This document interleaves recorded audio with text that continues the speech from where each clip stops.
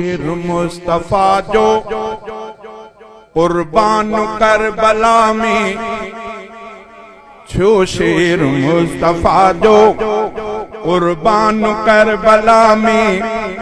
कुसंदे बेहू पढ़े प्यो कुरान करबला में कुसंदे बेहू पढ़े प्यो कुरान करबला में छो शेर मुस्तफा जो कुर्बान करबला में कुसंदे बेहू पढ़े प्यो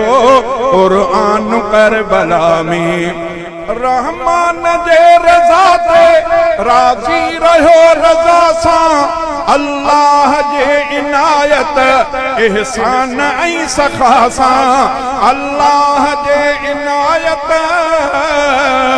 एहसान ऐं सखा सा माण्यो मकाम मिठड़े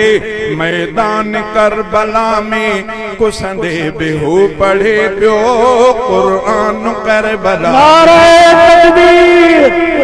शहीद करबला सैयदना हजरत हुसैन शहीद करबला सैयदना हजरत हुसैन नारे तकबीर। कूफिन लिखी घणा खत सैयद के हो घुरायो पानी बिबंद तिन जो मज़लूम पानी बिबंद तिन हो मज़लूम जो करायो मानी भयो शहादत ही जवान करबला में मानी भयो शहादत ही जवान करबला में कुसंदे बेहू पढ़े प्यो कुरान करबला में शेर मुस्तफा जो कुर्बान करबला में कुसंदे बेहू पढ़े प्यो कुरान करबला में जैसा कयो मोहम्मद बेहद प्यार आहे दुश्मन कयो नबी जे डोटे ते वार आहे दुश्मन कयो नबी जे डोटे ते वार आहे जंहिंखां खुदा अवर तो इम्तिहान करबला में जंहिंखां खुदा अवर तो इम्तिहान करबला में कुसंदे बेहू पढ़े प्यो कुरान करबला में दुश्मन हुसैन जो प्यो मुंह ऐं मथो पिटे थो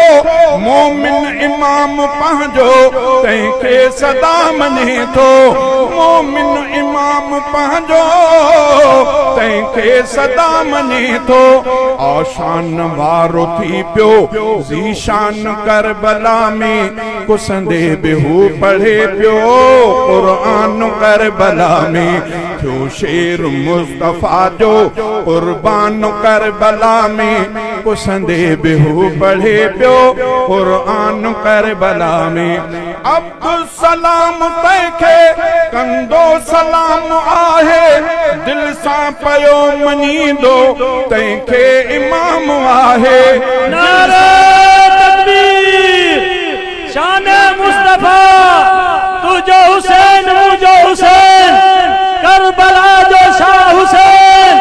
शान अहल बैत नारे तकबीर। अब्दुल सलाम तंहिंखे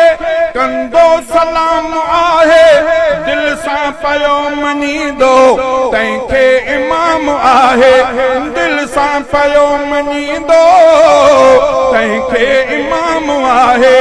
जंहिंते थियो आहे जंहिंते थियो आहे राज़ी रहमान करबला में जंहिंते थियो आहे राज़ी रहमान करबला में कुसंदे बेहू पढ़े प्यो